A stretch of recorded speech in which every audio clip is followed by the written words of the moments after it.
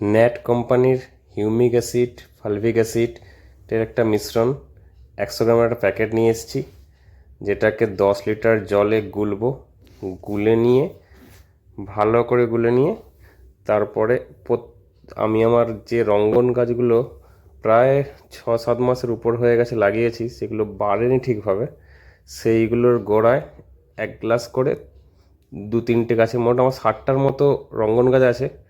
অনেক দিন হয়ে গেল, কিছু কিছু গাছ একটু বেড়েছে, কিছু কিছু একদমই বাড়েনি।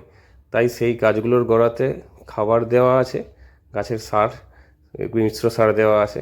এই মিশ্র সারের সাথে হিউমিক অ্যাসিড একটু করে দিয়ে দেবো, যাতে ওই খাবারগুলো গাছের রুট পর্যন্ত ভালো করে পৌঁছায় এবং গাছ সেগুলোকে নিয়ে ভালো করে তার গ্রোথ এবং ফার্টিলিটিটা বাড়াতে পারে, যাতে গাছে ফুলগুলো ভালো করে আসে। একটু একটু বড় সাইজ হলে তবেই তো আমি কাটিং করে সাজাতে পারবো।